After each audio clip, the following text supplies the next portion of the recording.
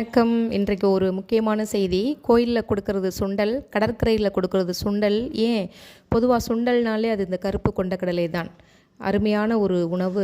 இதை இரும்புச்சத்து அதிகம் இருக்குது. பொதுவாக அந்த உடல் எடையை குறைக்கணும்னு நிறைய பேர் கண்ட மெடிசன்ஸ் கண்ட எக்ஸசைஸ்லாம் செஞ்சு உடம்பை இன்னும் மோசமாக ஆக்கிக்கிறாங்கல்ல. அதுக்கு தேவையே இல்லை. இந்த கருப்பு கொண்டக்கடலை தான் உணவு எடுத்துக்கிட்டோம் அப்படின்னு சொன்னால் உடல் எடை கொஞ்சம் கொஞ்சமாக குறையும், ஆரோக்கியமாக குறையுங்க. ஏன்னா இதில் நார்ச்சத்து அதிகம் இருக்கிறதுனால கொழுப்பை இது படிய விடாது. இரத்த நாளங்களில் கொழுப்பை சுத்தமாக படிய விடாது. அதனால் உடம்பை குறைக்கணும். எக்ஸசைஸ் இதிலலாம் பார்த்தீங்கன்னா, ஜிம்மில் பார்த்தீங்கன்னா கருப்பு கொண்டக்கடலை ஒரு கப்பு எடுத்துக்க சொல்லுவாங்க வீட்டில் போயிட்டு.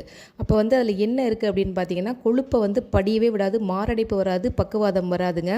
இதை முதல் நாள் இரவே ஊற வைத்து அடுத்த நாள் காலைல அந்த தண்ணியை குடித்தோம்னா செரிமான கோளாறுகள் நீங்கும் அப்படின்னு சொல்லியிருக்கோம். அதனால் இந்த கருப்பு கொண்டக்கடலையை ஆரம்பத்தில் நம்ம தெரியாமல் நிறைய கோவிலெல்லாம் வாங்கி இந்த குழந்தைங்க எங்கே செய்வோம், கோவிலில் தான் அப்போல்லாம் கொடுப்பாங்க.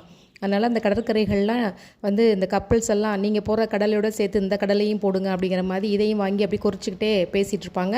தன்னை அறியாமல் அவங்களுக்கு அத்தனை சக்திகளும் கிடைச்சதுங்க. அதனால் இந்த கருப்பு கொண்ட கடலையை முக்கியமாக உடல் எடையை குறைக்கணும்னு நினைக்கிறவங்க, குழந்தைங்களுக்கு நார்ச்சத்து ஏகப்பட்ட இதில் சத்துக்கள் நிறைய அடங்கியிருக்கு. அதனால் இதை கொடுங்க.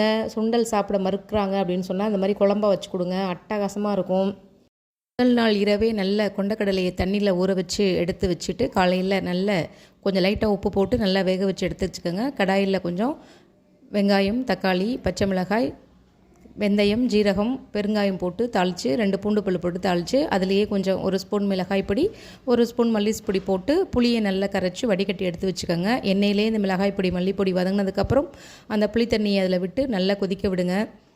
கொதிக்க விட்டதுக்கப்புறம் வேக வச்ச அந்த கொண்டக்கடலையை எடுத்து அதில் போட்டு நல்லா கொதி வந்ததுக்கப்புறம் இறக்கி, இது காம்பினேஷன் எதுக்குன்னா தோசை, சப்பாத்தி, இட்லி, சாதம் அத்தனைக்கும் சாப்பிட்லாம்.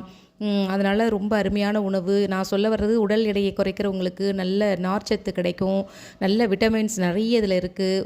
அதனால் குழந்தைங்களுக்கு புரதச்சத்து நிறைய இருக்குது இல்லை. அதனால் எதையும் தேடி நான்வெஜ் சாப்பிடாதவங்களுக்கு இந்த கடலைப்பருப்பு தான், கொண்டக்கடலை தான் சரியான ஒரு காம்பினேஷனுங்க. புரதம் அதிகமாக இருக்குது. அதனால் தேடி அலைய வேண்டாம். இப்படி செஞ்சு கொடுங்க. ஆரோக்கியமான உணவு, அருமையான உணவு. செஞ்சு பாருங்கள். Thank you so much.